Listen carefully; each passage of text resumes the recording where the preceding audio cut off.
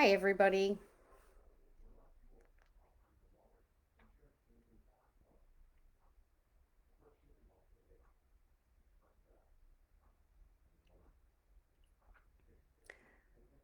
Hi, everyone. I hope that everything is going along okay with this particular video. It's got all these little extra things that it now is putting up here, but hopefully we are all good. Um, okay. For those who joined me last week, we were talking about pretty much our shards, parts, and pieces. So basically, when we've been in relationships and we've had situations where we continue to allow these shards, parts, and pieces to almost control our beings. Today, I wanted to add a little bit to it, but I really want to move forward so that we're no longer trying to look for those shards, parts, and pieces. So, one of the things that I would like to talk about is how, when we're been in negative relationships or bad relationships, we tend to find that we attract more of the same.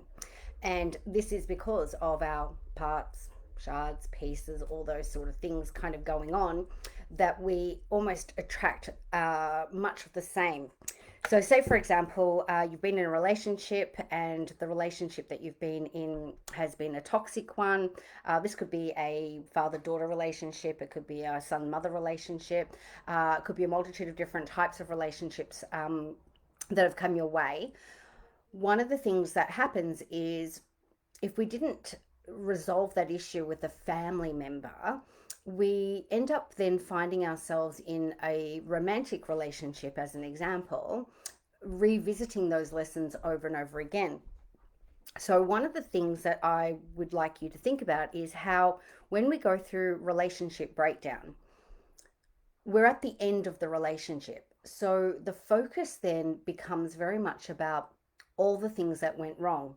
We think about how we could have done this or we should have done that, or what if the dynamics of the relationship could have been better if I was being a better partner, and so on. So there's a lot of things that the brain turns over, but one of the things that we neglect to do is reflect on what actually was good in the relationship, like what actually in that relationship served its purpose, or how did we learn from it. So what then happens is that we create almost like a pattern and a cycle of being so focused on the negative about the relationship that we draw more of that back and back and back into ourselves. So we ultimately end up with recreating similar types of relationships. Now, it will vary and it will change and it will do a multitude of different things, but ultimately the end lesson is much the same. So tonight, what I would like you to think about is how, if you're single and you're even in a relationship, how do you want to improve either connecting with your current partner if you're in the relationship? And if you're not in a relationship, how you want to attract the right type of relationship? Because often when we're missing shards, parts, and pieces, as I've said in my previous session, we are trying to find all these parts that complete us, and we accidentally assume that if I find the right partner, I'll find happiness. If I have the right husband, if I have the right wife, if I have the right whatever, these are the things that will bring the relationship to me that I am wanting or deserving of. But more often than not, we end up then with the not so great relationship or the not so great partnership. So let's look at being in a relationship. Sometimes when we're in a relationship, there can be parts of the relationship that aren't quite working out the way that we want. And that could be communication, that could be commitment, that could be perhaps even elements of intimacy. So we're so focused then on what we're not getting out of the relationship that we end up sabotaging the relationship even more so by creating it into a focus. And that could be something like saying to the partner, you're not listening to me, you're not hearing me, which is basically, in short term, you aren't communicating with me.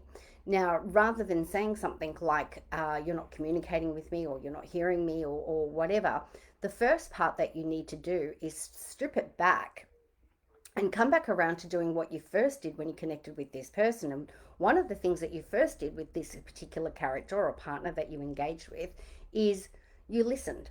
Okay, so the listening part of the relationship becomes a little bit fragmented, it becomes a little bit missing, and therefore the listening process starts to deteriorate the relationship even further. So, again, what then we need to be able to do is say, okay, how do I want to bring back that dynamic of the relationship? So, the listening part is what really needs to occur. So let's say you're in a partnership and there's a multitude of different things that goes unsaid. Part of that is inside of the relationship, somewhere along the way, one party or the other or both have not felt heard. So because the persons or parties aren't feeling heard, they go into a pattern of stonewalling, going silent, no longer engaging with one another. So the hardest part about that is then it creates the pattern for the relationship to continue over and over and over again in the same way. So, say for example, if it was my partner, I would perhaps say something like, "Hey, babe, would it be okay if we went for coffee?" I would go to coffee, and instead of now sitting and talking with him about all the things that are not happening in the relationship or all the things that displease me, one of the things that I would do is, you know what, babe, I really love that you heard that I wanted to have coffee with you. Now, what happens then is he's like, oh, that's really nice. He changes his behavior, and ultimately, it came from my original change in my behavior, which is approaching it differently. So, if you wanted to re strengthen that relationship with your partner, you would need to come back to listening to each other intently, actually hearing what the other person has got to say. I do apologize. Phones ringing in the background and so on. I have tried to put it on airplane mode, but it still rings because it's on my computer. Um, so when we think about that relationship, how we could have communicated, what we could have said differently. One of the things that always comes up is when I talk to males in particular, they will often say, she's not listening, she doesn't hear me. But then I would also hear from the female, oh, she's not feeling heard either. So in that communication breakdown, we're not only dismissing each other, but we're not getting the key parts of the relationship to hear each other more solidly. Now, if you stopped and heard and listened what the person had to say, you would actually find there's no room for conflict because now you're actually giving each other that intent time that is deserving in a relationship. So, if, for example, my partner was feeling a little bit unheard, I would need to stop and think, okay, am I being too busy? Am I too involved with clients? Am I too involved with the kids? Am I too involved with whatever? Strip it back and actually hear what's going on, because a lot of the time in relationship, the breakdown is because people suddenly drift apart. You suddenly no longer know how to connect with each other. When you think about the beginning of any relationship, the first part is the communication. And I know with my partner, for example, when he first rang me and he had a conversation with me, I hung off his every word. I wanted to hear everything he had to say. And the reason for that is because I want to know, by what I'm hearing, by what he's sharing with me, how closely matched is that in my story of my life? So, say for example, if I'm listening to a gentleman and he's saying to me, one day I want to get married, well, that matches up for me. One day I want to have children, well, that matches up for me. One day I would like to have investment property, or one day I'd like to travel Australia, or one day I'd like to travel the world. What we're doing then is we're sharing each other's life notes. And in these life notes, what's going on is you are aligning yourselves up with each other. And so over time, that early part of the communication are the things that become the goals, the we, the us, the ours, and that's what helps the relationship maintain. Now, as relationships break down, those communication lines are actually the first part that breaks down. When somebody stops feeling heard, they also then stop wanting to display levels of affection. They want to stop giving off to each other parts of themselves, which is the shards, the parts, the pieces that we were talking about yesterday, last week. And again, as we break away from that partnership, as we disconnect from one another, we get to this space of saying, oh, I don't know what I want anymore. I don't know if this person's right for me. I don't know if I want to maintain this relationship. So the communication becomes the missing key or the missing ingredient. So as you start to think about your relationship, I want you to think about in your partnership, when was the last time you were being kind, right? What was a kind gesture that you did with your partner? Uh, to me, a kind gesture could be something small. It doesn't have to be something that's, large. One of my kind gestures today was my partner happened to be working in an area that was close by an area I was passing through, and my kind gesture was to stop and get him a coffee and have a quick coffee with him as I flew past. Now, not only was I being kind, but I was being generous. I was being generous of my time. I was being generous with my money. I was being generous with perhaps the offering. In that time of having a coffee with each other, we had a quick conversation. I was being generous of myself, right? So inside of the relationship, we talk about generosity. And when we are first in a relationship, we tend to do this quite a lot. We give up our time. We make room for each other. We put all the other friendships and perhaps even family members off to the side momentarily while we navigate through the relationship.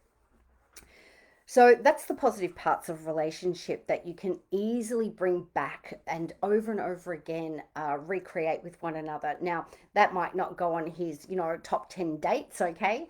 But he may very well remember that on one given day in the middle of the February of 2021, I stopped past and gave him coffee.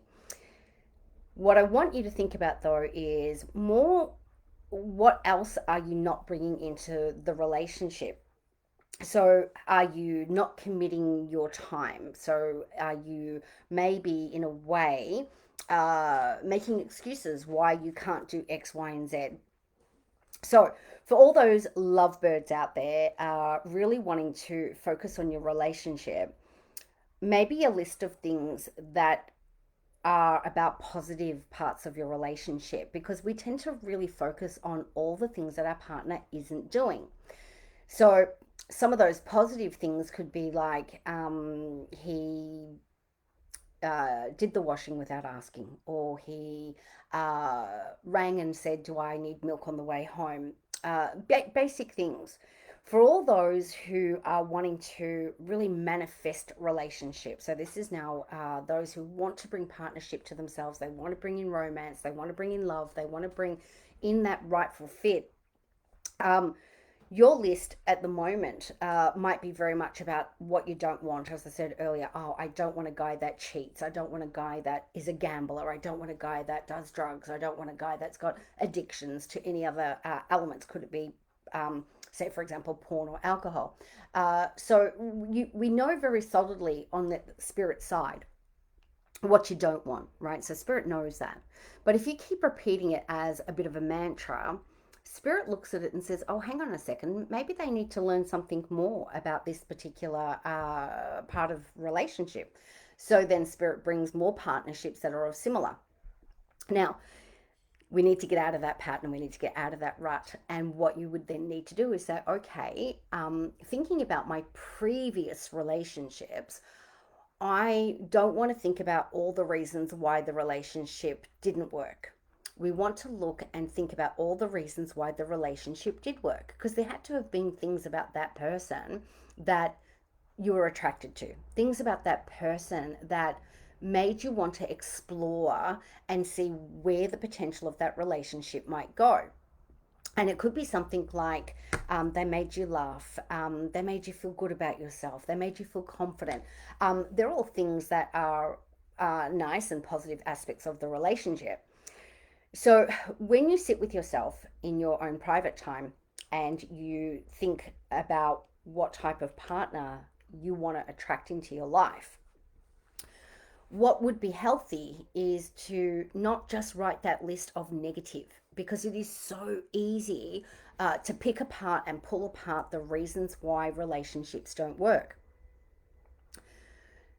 What we want to do is find all the right ingredients in order to make a relationship then become the better type of relationships to bring into our lives. So, here are some of the things on a list that I've written that I think are really valuable list, or items that you should have. Um, so maybe on your list you add age, for example. Maybe the gentleman or the female needs to be between 35 and 45 years of age, let's just say. And then you might put on that list something like they have, as I said before, generosity, generous of time, generous of nature, I think is really important. Perhaps the character is kind and they're gentle. Perhaps on your list you've got loving, affectionate, passionate. Maybe you've also got that they're a sensual lover. Maybe they're a hugger. Maybe they're somebody who knows how to make you feel important in their life. Maybe they're funny. Maybe they love to tell a joke. Maybe they've got their own little quirky sense of humor and they just love a good laugh. Maybe on your list you've got something that says they're sociable. Maybe the list also has something like they mix well with your friendships. I think this is a really important one because if you have a partner in your life who doesn't like the people that you like, you're not going to get very far in relationship. You're actually going to end up in a bit of a relationship that will represent as narcissistic to a point, because that character will say, no, you need to disconnect from your friends. And it's not really that they don't like them, but maybe it's just not, they're not their cup of tea. So you don't want to be with somebody who isn't willing to get to know your friends, get to know your family. And I think family, again, is a really important one. I think if you connect with somebody who isn't family orientated and you are very family orientated, again, you're going to fall into power struggles with one another. So when you think about your list, you have to make that list really solid. Don't cheat yourself out of thinking, oh, I'm asking too much from the universe, or I'm not being clear enough with spirit, or the things I'm asking are unrealistic, because they're not unrealistic. They are things that will bring you joy. So, therefore, when you're connecting with somebody on the outside of you, you have to make sure that they mix in well with the things that are inside of you.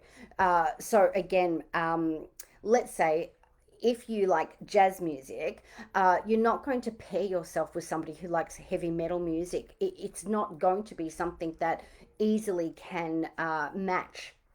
And if you are somebody who loves to travel, but then you're with somebody who says, oh, no, I don't ever want to leave my home, again, you're going to struggle. These types of relationships are sometimes overlooked because people say, oh, well, opposites attract. You know, maybe I can bring that person into my world. Maybe I can include this person into my world and they'll want to experience more of it. But that also then suggests that you're in a position to change somebody. And we don't actually want to be in relationships where we want to be changed. We want to be in relationships where we're completely accepted for who we are. And therefore, the same thing would apply with somebody else that you're connecting with. They don't want to be changed. They don't want to be molded. They don't want to be shaped. They don't want to be chiseled into the perfect person in your eyes. In no more terms would you want to be chiseled in their eyes. So, again, when you're manifesting that rightful person, you have to also ask yourself, is religion something that you need to give consideration to? Is financial something that you need to give considerations to? Uh, you might also say you want somebody who in a way, they know how to complement your existing attributes of your personality. So if you're a creative person, you don't then necessarily want to be with somebody who doesn't have any artistic flair. You have to have somebody who is vibrant in their own ways as well. So Many people say to me, but why aren't I finding that Mr. Right, or why aren't I finding that woman in my life? What is it that I'm giving out, or why aren't I drawing that person in? And the thing is, it's not about what you're doing right or wrong. It's more about the energy that you're putting out as you're putting it out, because energy is what we are. We're an energy source. And words have their own vibration, and words have their own energy. So if you're thinking only about negative things in a relationship, then that's the energy, of course, that you're naturally drawing back. When we start to think about a list that is a bit more positive, you might add to that list something like the gentleman loves movies. Uh, Maybe they like to go to the theatre. Maybe um, equally you both respect each other's quiet time. Um, with relationship manifestation, there are so many things that we often don't know how to draw back into ourselves. And the first part of that is you have to know yourself. And if you don't know you, how are you going to attract somebody who then is going to balance you? So I like movies, I like theatre, I like going out, socializing, wining, dining. I like a multitude of different things. It would not serve me to be with a person who is a complete homebody, especially if I'm a very social character. So, the same thing for yourselves. If you want to be with somebody, don't pick somebody who isn't going to value the things that are important in your life. Now, we all have been damaged from relationship one way or another. Everybody just about has been with somebody that would be perhaps considered narcissistic. Each of us have probably had somebody who's mentally abusive, emotionally abusive, and unfortunately for some, even physically abusive. Now, when we break away from those old relationships, it is very, very difficult to feel that the next person is going to be better. It's very difficult to feel that through that relationship that you've experienced, that somebody else on the earth is going to know what you're worthy of. Now, if you know your self worth and you know that there are certain types of relationships that you will definitely never ever go back to, that is fantastic, right? That is a great place to be in. But a lot of people also say, but I don't know what I'm looking for. I don't know what type of character I really want to be with. So this is where you have to look at yourself first and say, okay, I love to laugh. I love music. I love lots of general types of music. So when we start to then bring in the things that we like, then what you're trying to do is rematch that outside of you and say, okay, this person likes this and this person likes that. And you start to create that list. No different to your girlfriends or to your male friends. For men, you might bond with somebody because they like fishing. And say, for example, if you're out fishing and you're out doing something of that activity and you think to yourself, gee, it would be really lovely to have a partner that enjoyed those things too. Again, you're not going to pick a female that says, no, I don't want to go fishing, or no, you can't go fishing, because we've all had parents, we've all had people dictate and tell us who to be and how to be. When it comes to relationship, we want to move away from those attributes. We want to be in a position on a level where identifying with ourselves becomes very easy to identify also with others. So, back to the list, okay? So, on your list, you might want to put something is that is healthy, healthy mentally, healthy body, spiritually. You may even want to list things like blue eyes, blonde hair, all that sort of finer details. But more importantly, the things that you're going to enjoy doing in that person's company. That has to be your ultimate list, okay? And when we look at that list, we have to be able to say, um, will this person inspire me? Will this person accept my history? Will this person know how to blend inside of my lifestyle? If I have a work function, will they know how to present themselves and behave accordingly, just as an example? If I have children from previous relationship, will this person know how to blend themselves into what would then be a blended family? All of these things become really, really important. And often, um, when we think about romantic goals or romantic gestures, people think about the beautiful cruise ship that they took me on and the roses and the champagne and so forth. Well, most of the time, we're really just looking for the right person to enjoy our days with. And while those other romantic things are all lovely gestures, they're not really what makes your days and nights be in a space of feeling fulfillment in that romantic relationship. So, um, if example, the relationship is about to come to an end, instead of focusing on all the bad things that make you doubt the relationship, make you question the relationship, just take a breath and go, hang on a second, let me have a look at what actually is good here. Write your list, create this 50-50 theory of all the things that are good, all the things that are bad in a relationship. So then you can have a look at the relationship more realistically and go, okay, are we 80-20, right? Because most relationships, they are 80-20. 80% where it's really, really well matched between partnerships, and 20% where you can clearly see, okay, these are areas that we can work on or areas that we can tweak. And if there are areas that you can tweak, that's not necessarily a bad thing. It's actually a complementary part of the relationship because it means that you're willing to experience and willing to learn from one another. And relationships are all about experience.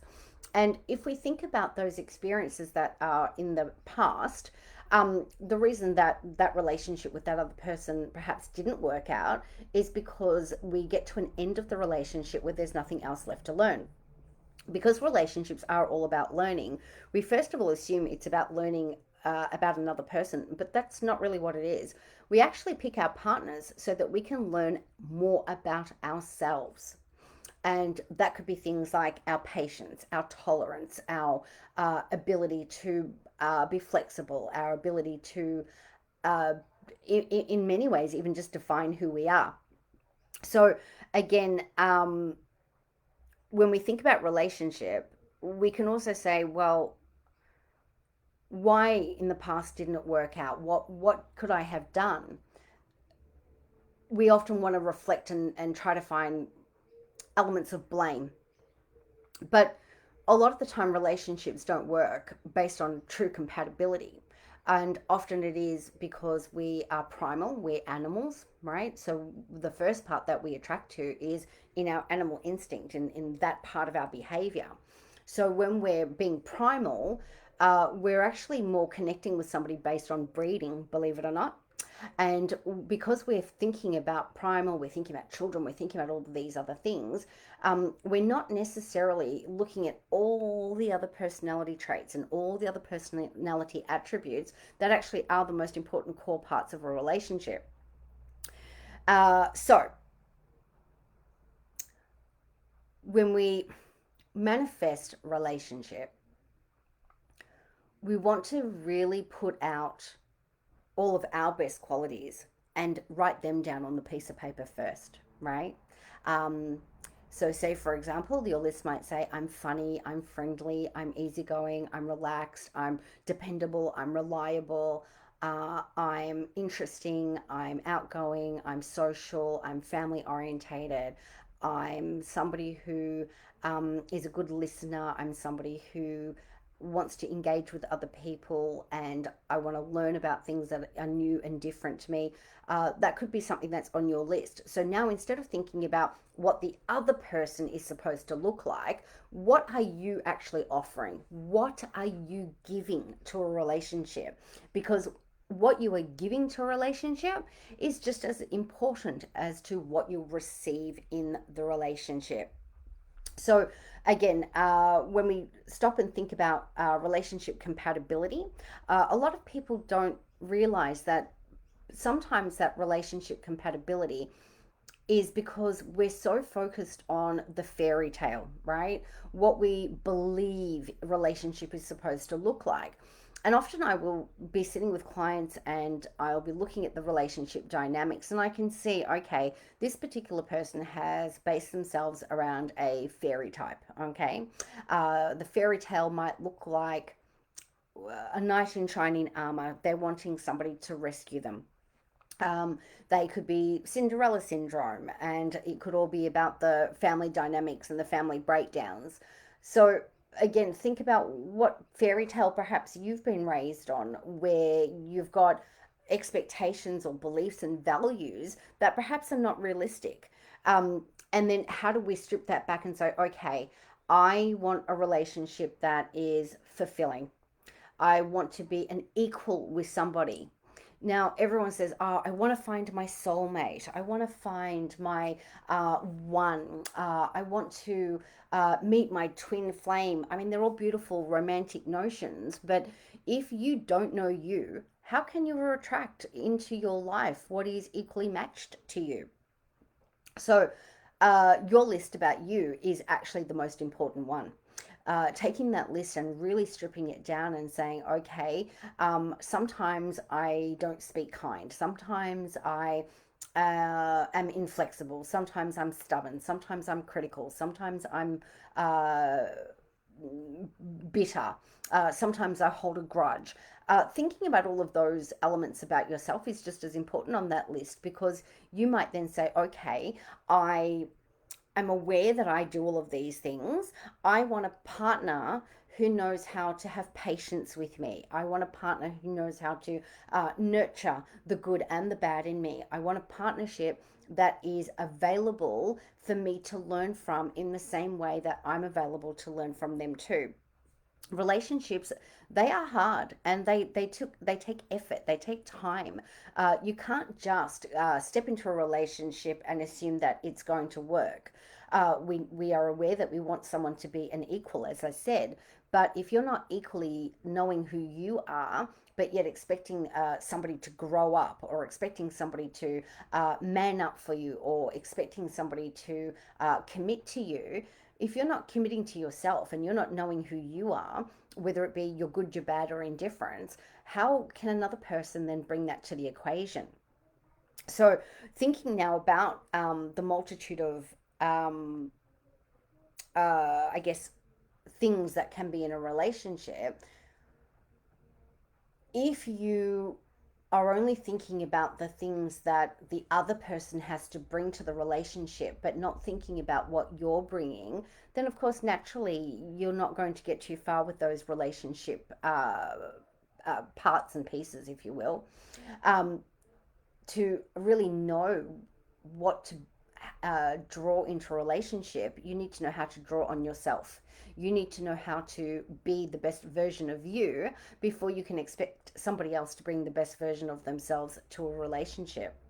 You need to know how to be happy within your own being, so that you are in a space of attracting somebody else who equally is happy, who's vibrating at the same as you, in order for the two of you then to be equals with each other. As I said before, it's about vibration. Now, relationships, they are complex, and they are not as simple as black and white in the way in which, of course, everybody would like to envision them. Relationships, they all have levels of toxicity. Anyone that says, oh, I've got the best relationship, we never argue, can also be seen then in that relationship as, well, you're also not communicating, because conflict and argument, sometimes it's necessary to bring that to the surface in order to express. It doesn't mean that it's bad. It's the way in which you choose to find resolution that actually is important in that relationship, and how to compromise, how to reach those levels within a relation that says, we're in a place of understanding each other. I'm relating to you. I see you. I hear you. I know you. But if you can't see yourself, and you can't hear yourself, and you can't know yourself, then how can you do that for another person? If you don't know how to genuinely say, okay, I love me. I am smart, and I'm confident, and I'm dynamic, and I am very in alignment with myself, how are you going to attract another person that then also knows how to love you? How can you be in a position to give instruction or information about yourself to another being if you don't know all of those things? So, again, when you're manifesting relationship, when you're really putting your soul out there, and you're really wanting to be in a relationship that is spiritual and that has all transference in energy, you must firstly think about your energy. What are you giving off? What are you putting out there? So, an example of this is a single person that says, oh, I go out clubbing all the time, or I go to the pub all the time, but I just never meet people. But did you get out of your comfort zone? Did you step out of your own way? Did you go and address that person that you thought attractive over in the corner and say, hi, I'm so and so, can I buy you a drink? We're often waiting for the invitation but not always extending the invitation.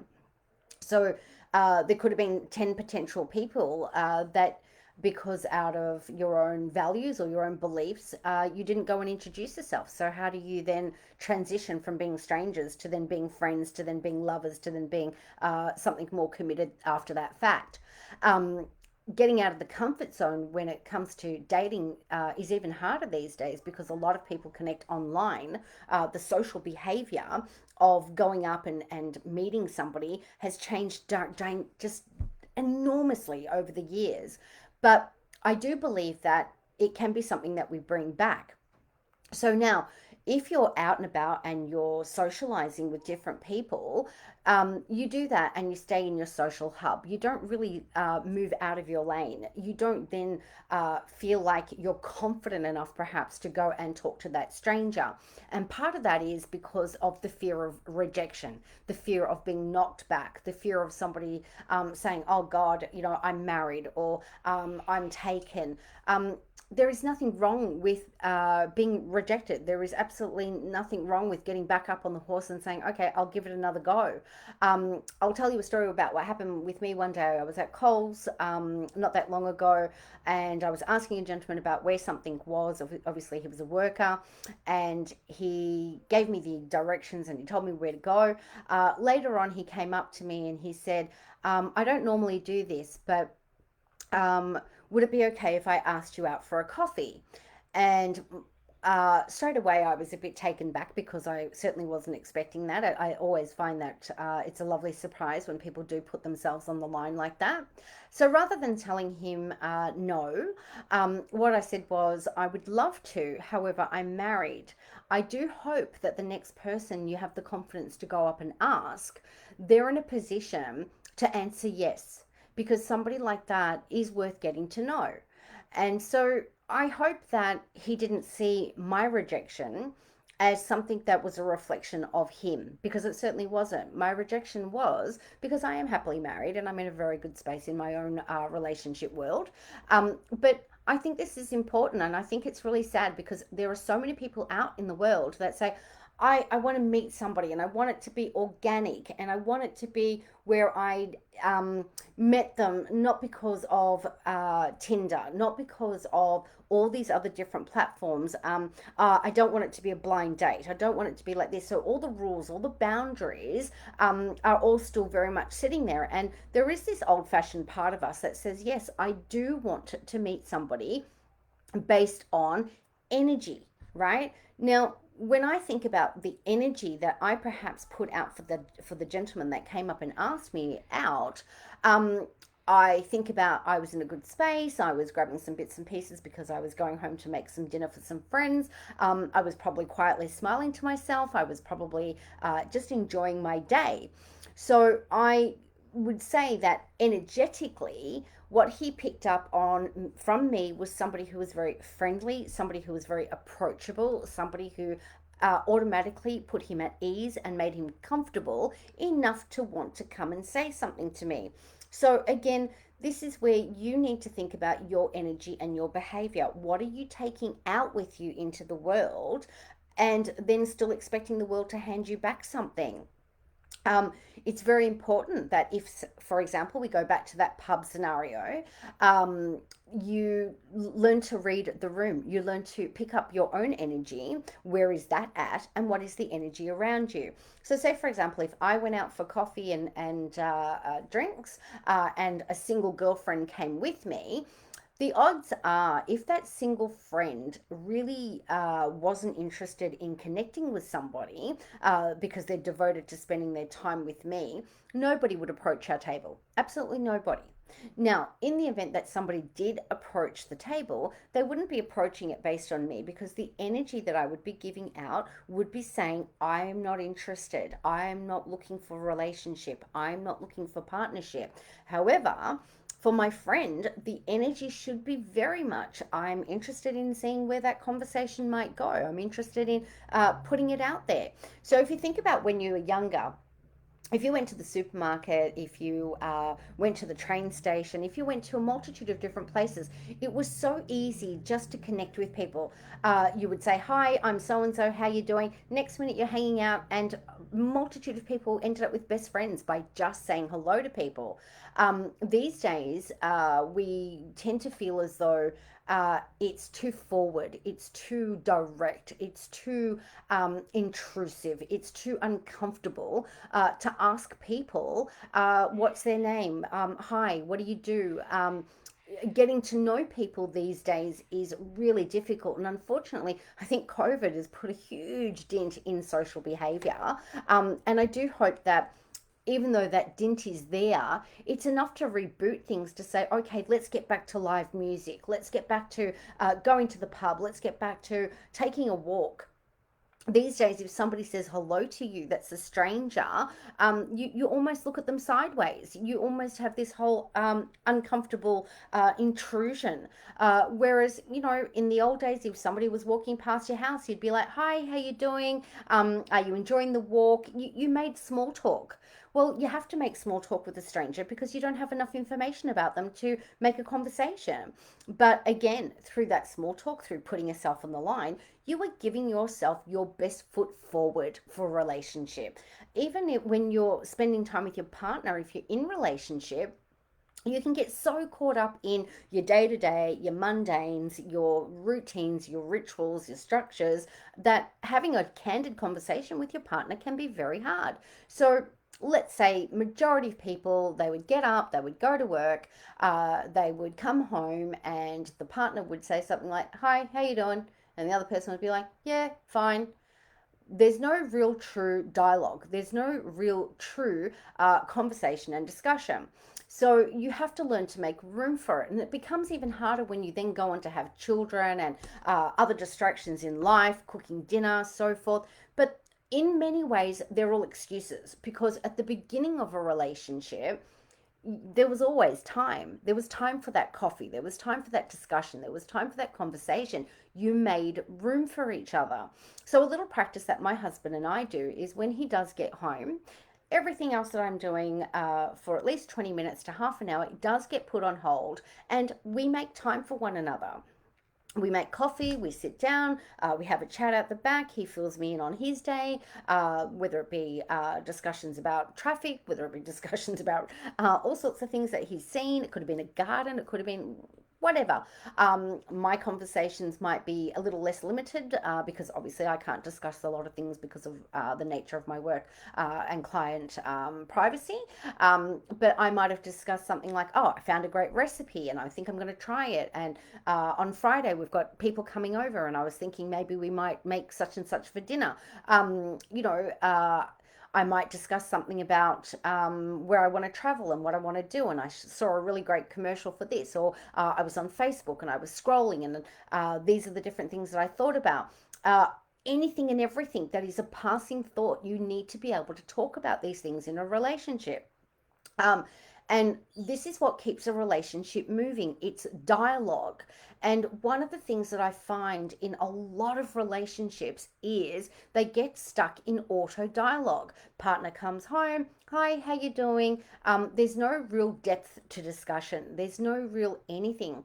So the way to maintain that is, you have to know what were your desires in life. What did you want to do in life before you partnered up, right?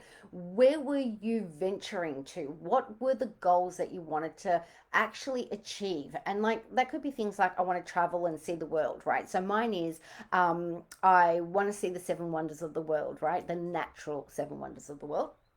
And so between partner and I, it's always a discussion of which one of those seven wonders of the world becomes the higher priority. So I was thinking about maybe going to Central Australia because it would be really good to do it as a road trip. What are the things that you can bring up to create conversation with your partner? Because at the end of the day, the point of having a partner is having someone to validate your existence. Before you check out on this world, you are having somebody to validate you. That's what you're craving. Somebody to journey with you in all of your life experiences that will be able to say to you, hey, um, when we get old, we're going to look back on these cherished moments. We're going to look back and we're going to see we did this and we did that. And as you're living, table and list a multitude of other things that potentially in your relationship you can do together. So, autopilot, and I talk about this a lot with certain clients as time progresses. When you go to the shops and you're being served by a cashier, the cashier says to you, "Hi, how's your day?" Usually you respond with "Fine, thanks," or "Good, thank you," or "Not too bad." You don't change the dialogue. You don't actually answer the question, really. But nor is the cashier expecting you to, and nor are you actually really choosing to engage in that conversation. However, when it comes to your partnership, when it comes to the person that you're choosing to journey with, that conversation needs to be something more. It needs to be more than "good, thanks," "fine," "okay." You've got to actually answer the damn question. And even if that means that the day was fine, um, what else are you going to bring to the equation of the conversation, right? Um, because no point saying my partner doesn't communicate with me or I don't feel that I'm being heard, which is part of what we were talking about earlier, if you're not actually willing to talk. Talking and listening are great companions, right? Male, female, female, female, male, male are all great companions, but you gotta give, right? You can't always just be the receiver in a relationship. If my partner only gave me "fine" as an answer, I do think along the way I would feel that the relationship was lonely. I would feel disconnected. I would feel lacking in intimacy. I would feel, if his response was just "fine" and that's all his day was, that he basically sat in his car and he didn't move. Now, that's not true. I know that he got in his car and he drove however long he drove and he got to a client's house and he did X, Y, and Z at that house, and there were different conversations he had with these different people. There's multitude of things he can bring back to me in conversation. So when we think now about the conversation that we have with our loved ones, we need to be a little bit more than just the surface words. We need to bring to the conversation the things that are important, all the key parts of who you are, you're offering to your partner. So if I said to my partner, "Oh, my day was fine, it was good," um, he would probably sit there and go, "Oh, okay, well, I'll just watch TV then," or "Okay, I'll wash the car," or "I'll talk to the dog." How many people watching today have been in a relationship where they thought, "You know what, might as well be talking to the wall, might as well just have been sitting here in my own little bubble"? Many, many of us can feel that way in relationships. So when you're choosing your relationship, you do have to think about whether or not you can talk with that person. And I always say to people, in the first 3 months of your relationship, plan a road trip. Okay, really get out there and plan that road trip. Go somewhere where you have to sit in a car for 4 hours and really talk to each other, because you get to know each other very, very quickly in that kind of confinement. And your conversation jumps from one thing to the next thing to the next thing. And it is a really good, pleasant way of enjoying each other's company, but also getting to know each other. So as you move forward in the relationship, you're always going to know how to have conversations that keep that relationship moving. So, coming back to the key thing that we were talking about, it's about energy and alignment today. What are you doing to bring in the right partnerships? Not just partnerships that are new, but how are we also working on partnerships that are current? What are we doing in the terms of conversation dialogue? How are we keeping the relationship moving.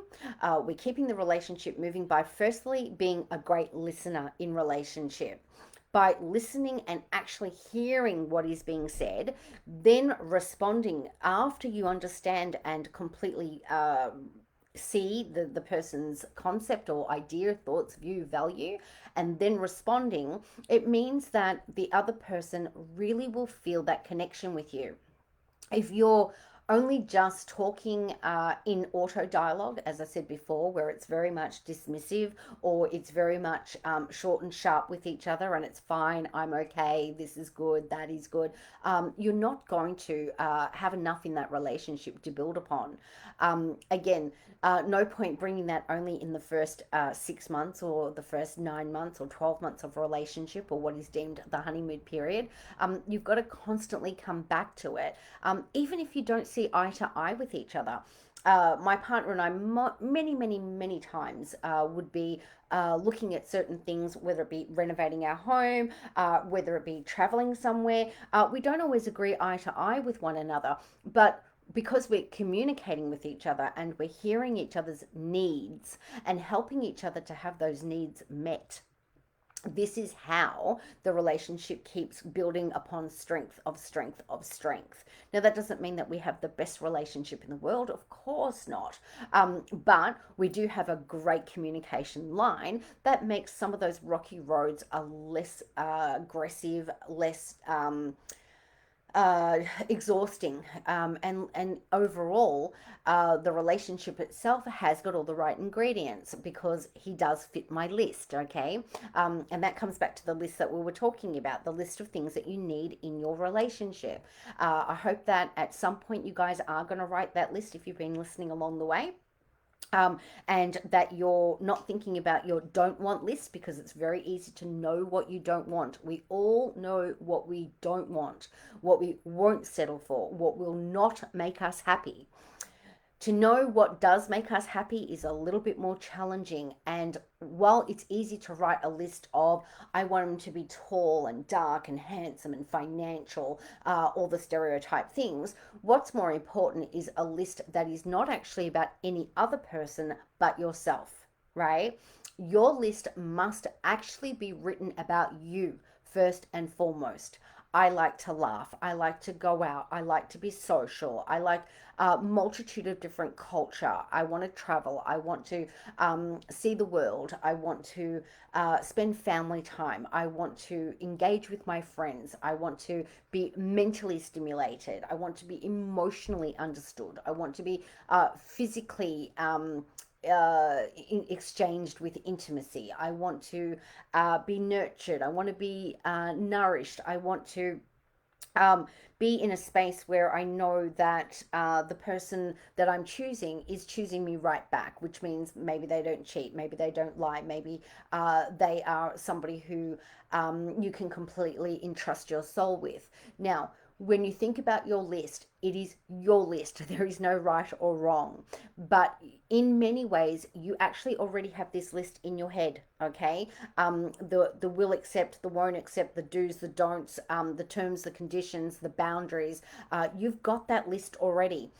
You now need to put that list on paper so that every morning when you get up, you are looking at that list and you're saying to yourself, I want to be in a loving relationship. I want to be with someone who is kind. I want to be with someone who is generous. I want to be with somebody who's respectful. I want to be with somebody who understands me. I want to be with somebody who hears me. I want to be in a relationship that has got all these different ingredients. And what you're doing then is every single day you are reading that list and you are bringing that energy into your day. You are bringing that vibration into your day so that as you go out into the world, this is what you're connecting. This is what you're drawing back into yourself. And you're allowing those connections with the outside world to actually meet the vibration of you. Because if you want that right person, if you want that soulmate, you want that twin flame, you want that one, there is no point in putting out for that if you don't know how to be the other person's one, the other person's twin flame, the other person's soulmate. You have to equally be that person. So you can't just say, I want to be in a relationship where I'm treated as an equal if you can't be all that first and foremost, okay? So, I do hope that as you journey in your relationship, be it current or futuristically, that we're looking at all the positive things and really thinking about the goodness of the relationship. Often, what happens is when we're focusing only on the things that are going wrong in the relationship, you get repetition of more of the same. Okay, if you're putting out there and you're saying, "Oh my God, he's always yelling, or he's always not available, or he's always making excuses why he can't come over," you're actually setting that vibration to be more important than all the other things, right? So, again, this is your list. There is no right or wrong with it. But the list of you is the energy of you, and that is the vibration that you're putting out into the world to also then bring to you all the other types of relationships that you want, right? Um, you know, the amount of times I've heard people say, I never wanted to be with somebody that would cheat on me, right? Well, you made that a priority on your list. You actually probably wrote that down somewhere and said, I never want to be with someone who cheats on me, right? You might have said, oh my God, I could never be with a person that lies to me. And then next minute, you've got someone that tells you nothing but lies. Be careful of the words and the energy that you're using. That doesn't mean I want you to walk around blindly, and I don't want you, of course, to be naive. Of course, those lists are important to know, right? But you don't have to repeat them. You don't have to make it your day to day mantra. The mantra that you have to make is the positive one, right? He's kind, he's generous, he's easygoing, he's relaxed, he's friendly, he's loving, he's funny, he's silly, he's playful, he's nurturing, he's available, he's committed. That needs to be the parts that you really start to focus on, not the reasons why they're not, right? Not the reasons why they're falling short of those things, but focusing on them in a more positive, loving way, of course, naturally will bring all of that back to you in a more positive, loving way, right?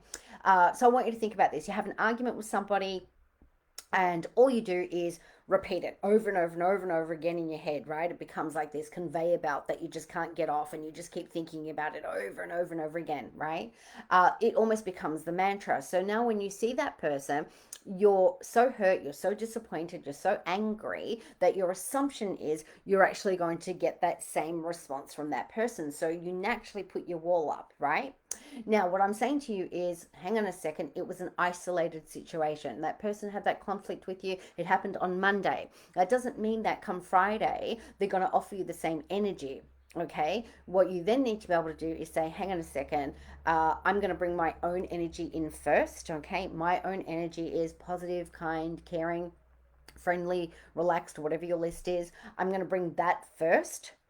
If the other person then brings their energy and responds in a certain way that is not matching or not equal, that's when you simply go, okay, I put my energy there, I'm going to shut that back off now. Okay, but more importantly is this is about creating, this is about manifesting, right?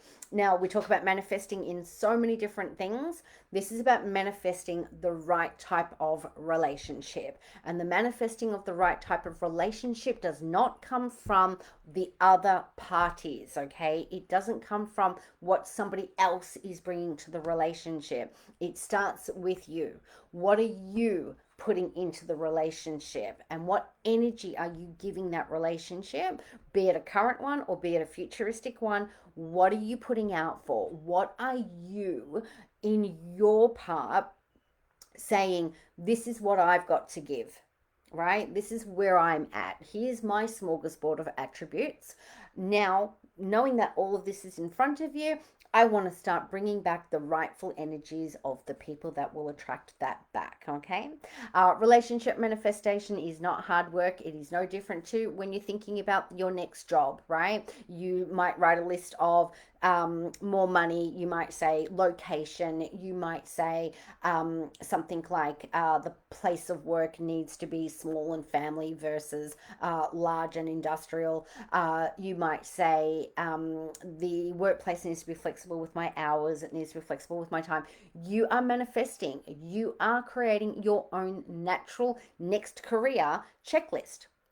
So with relationship, you need to create your checklist, okay? On that checklist, rather than all the negative that you already know, it's got to be the positive checklist, okay? Make it long, make it really solid. The same as if you were manifesting for a new job, right? You would also then look at that new job and say, okay, I'm going to make sure that I don't have any toxicity like I had in my previous job. Okay, we know the negative, right? Spirit knows all of that. Otherwise, you wouldn't be leaving your job, right? Otherwise, you wouldn't be looking elsewhere. So, relationship manifestation is the same. Okay, you must think about all the good things that you've already experienced in that relationship.